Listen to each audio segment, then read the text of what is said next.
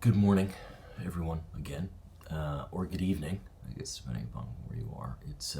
I'm in southern Florida, and it's 6:30 in the morning, still dark out. The sun's rising at about, 7:15-ish, and the weather's finally starting to cool down, which is great. It was 90 plus, in the 80s, at least at night. It gets very hot down here. For those of you that are joining me again, nice to see you again. Thanks for coming back. And for those of you who are newcomers, my name is Juan Valdez, an author, written a bunch of books about theology, metaphysics primarily, and also a yoga practitioner for many, many years. And I have decided to start talking about this stuff. So there's another kind of medium through which people can understand some of my findings. And that's really what I'm doing here, is I'm presenting my findings to you. So yesterday I talked a little bit about the chakras and a little bit about yoga. I think today I'm going to extend some of those conversations because I missed some things. And it's given me some time to reflect a little bit more about some of these principles, why they are important, why me presenting them is an important sort of part of the story that's going on right now. So people that are interested in these things can get a true sense of what's going on. So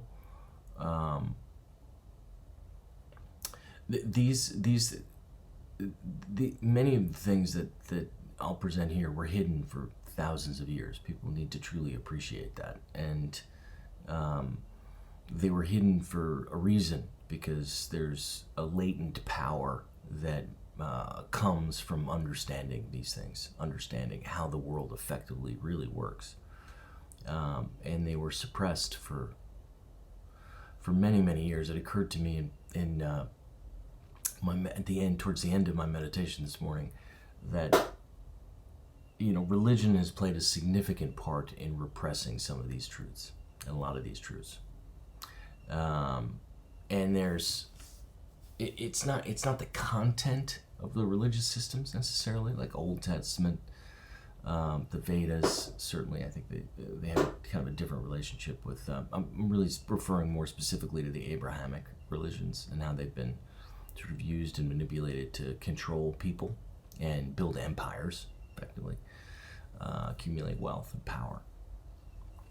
But the core tenets underneath some of these systems are not only relatively consistent, but they're also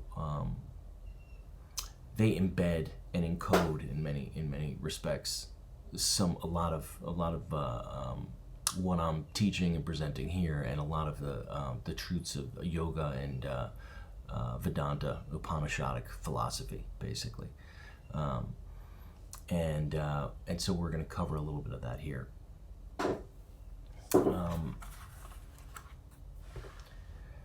So we talked a little bit about these energy centers, these chakras, which are effectively wheels of energy, okay? And what I'm presented, and what I'd like to re-emphasize here, is that the fundamental distinction and the sort of the intellectual leap that you must make in order to really move into a different realm of being, a much more broad and deeper understanding of the world, right?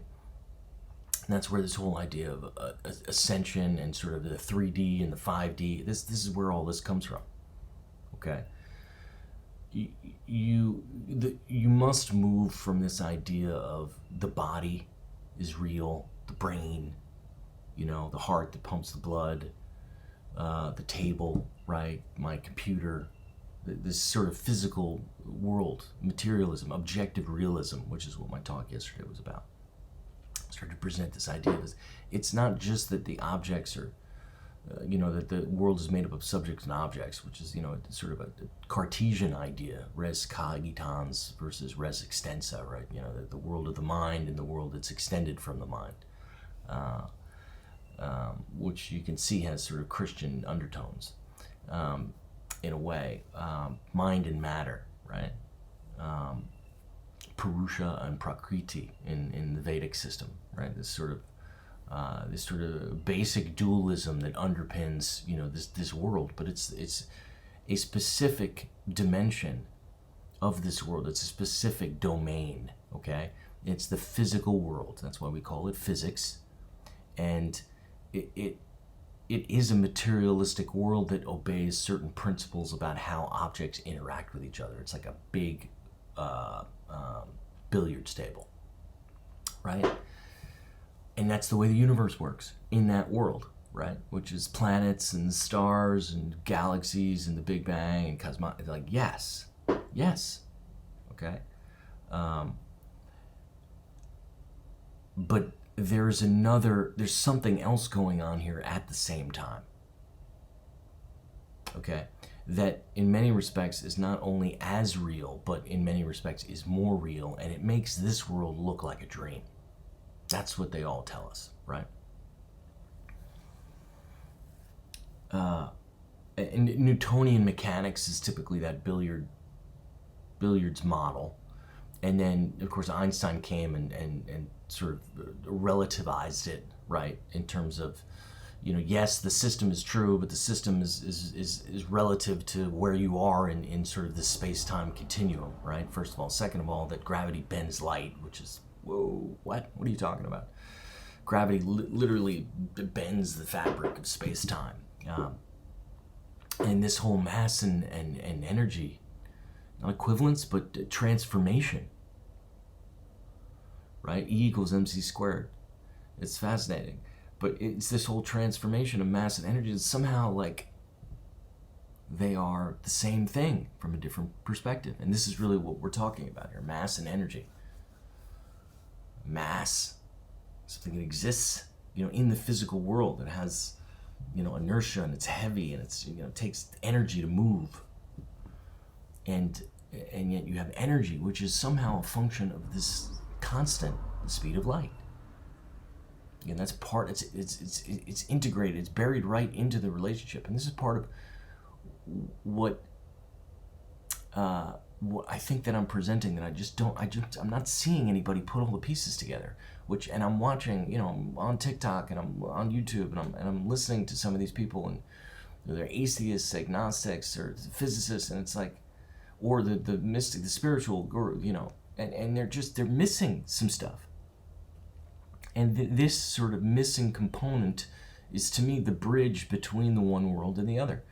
This sort of physical realm, and then we call it the spiritual realm. It's such a terrible name because it sort of spiritual implies like non-physical and unreal in some way. And that's not at all what it is. And so you have these energy centers, okay? Wheels, chakras, and the energy that moves up your spine, and this, the symbology of the serpent, okay, and the Pingala, the two nerves that spin around the Pingala, and this energy, which is also called Kundalini energy. They also call her, in the yogic system, they call her Shakti. It's a woman. It's a female energy, and this is what powers us as human beings. Okay, and it runs up and down the spine. We talked about prana, we talked about breath, and the spiritus. This idea is a very old idea, that is from the breathing, the energy, right? The prana, and you could feel that. And that's part of yogic practices, is to understand your relationship to the breath. It's one of the most basic of meditation practices, is just watch the in-breathing and out-breathing. Just watch it. It's a great way to start meditating.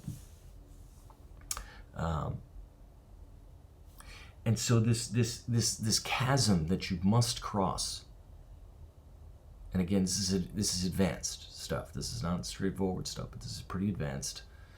But the chasm that you must cross is this idea that only the physical realm is of importance or significance, and that when you die you perish because consciousness emerges out of the neurochemistry of the brain. Okay, that's wrong. That's not unproven, territory. That's not, well, it might be true or we're not sure. Talk about this hard problem of consciousness. This is the part that people really just miss. It's wrong.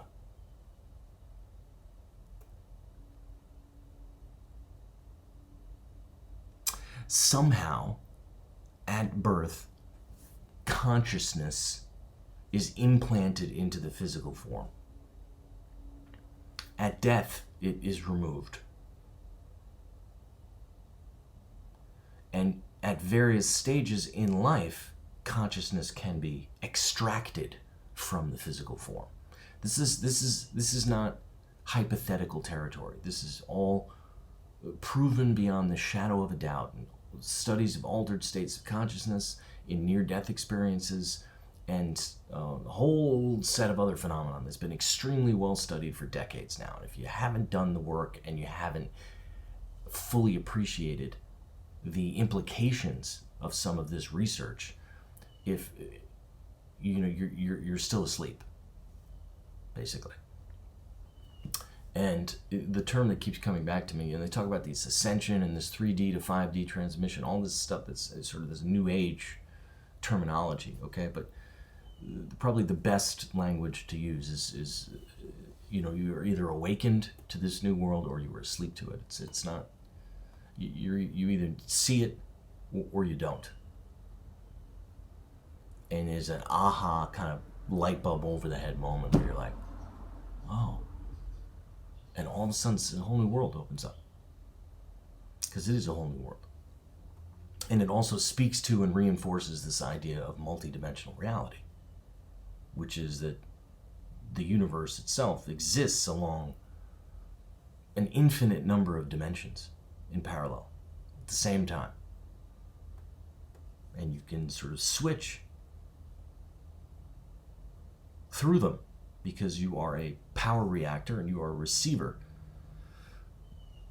One of the greatest and most miraculous instruments that's ever been created. It's you. Your ability to perceive and understand and comprehend and create. And so it's this switch that kind of gets flipped. And actually, Jeffrey Kripal, and I'm probably mispronouncing your name, and I apologize for that.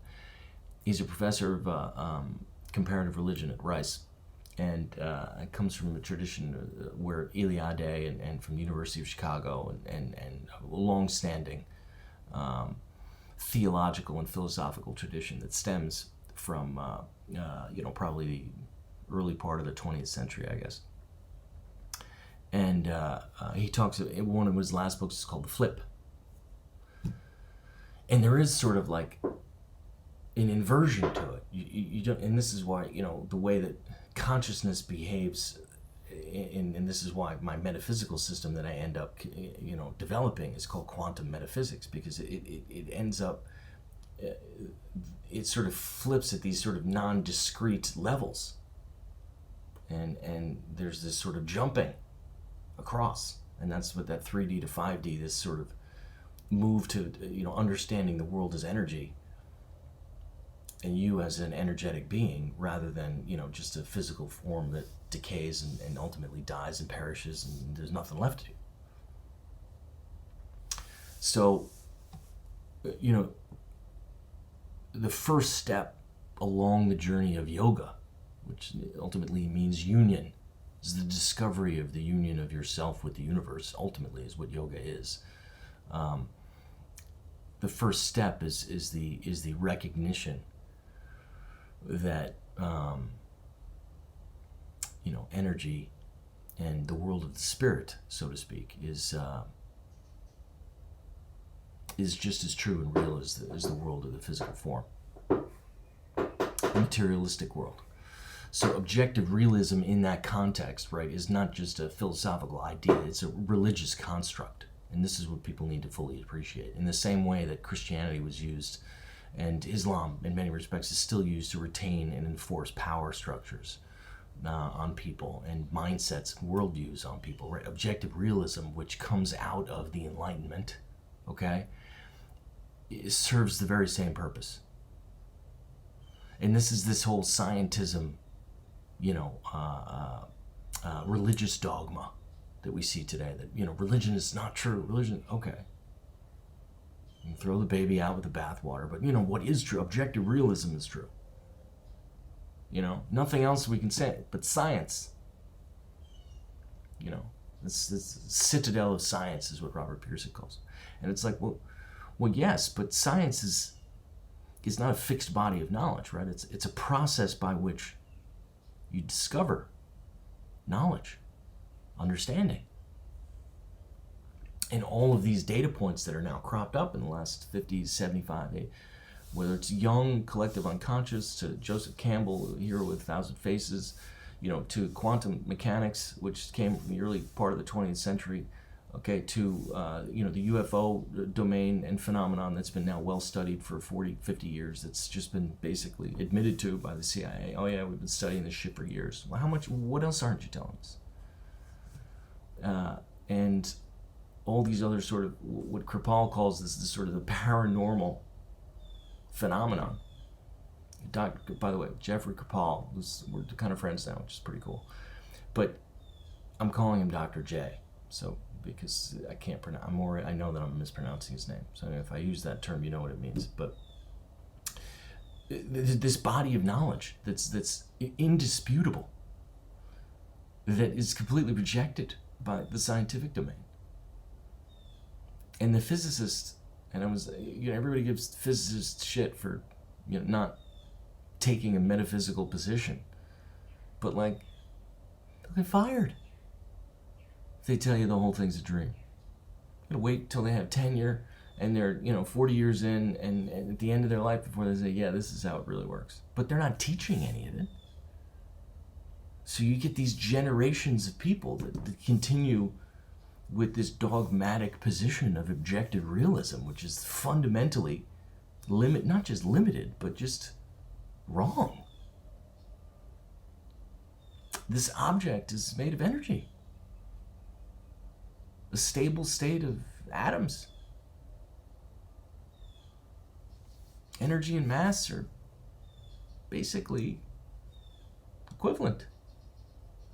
Two sides of the same coin, related to each other by the speed of light somehow. It's mind-blowing. And I dive way deep into sort of that metaphysical rabbit hole in Homo Mysticus, which I'm working with my publisher now to get out, but we're having discussions about font. So we're working on it. Anyway,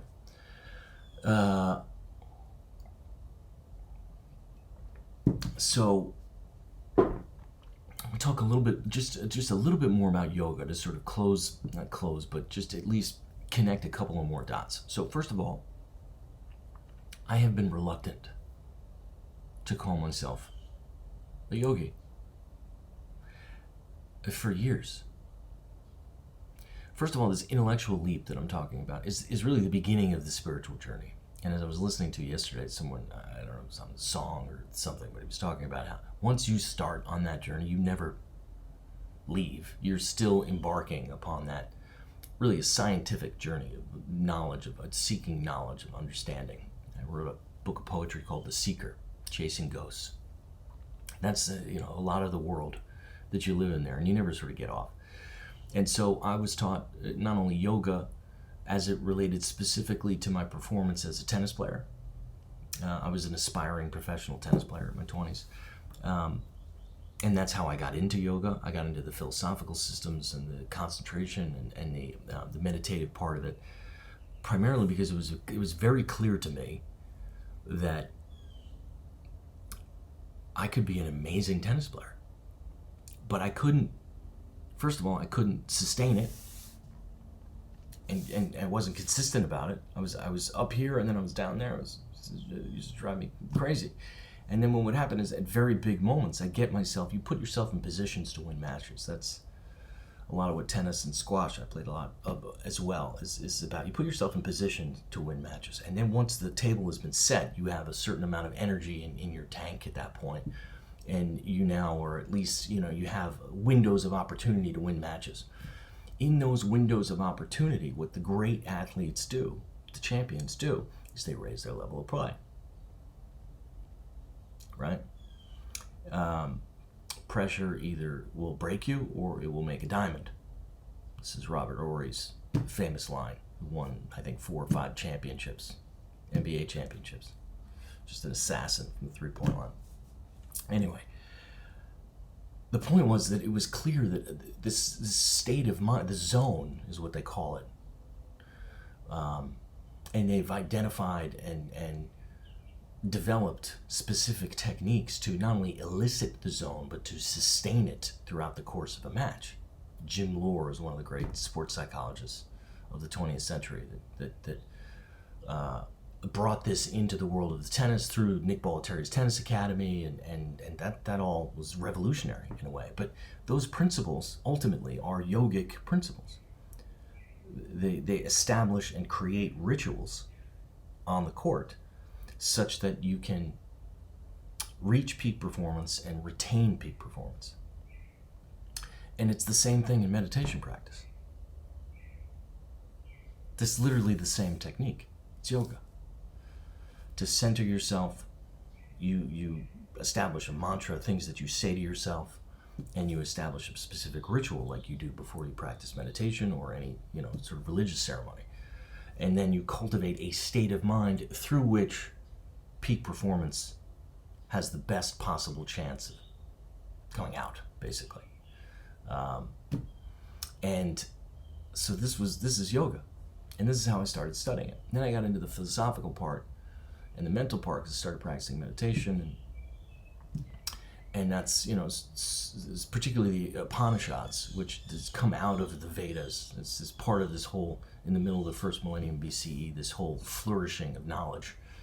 The Upanishads are created about the same time in India. They reach further back, and they speak to and reference the Vedic lore, all of the Vedas, which are more hymns and rituals.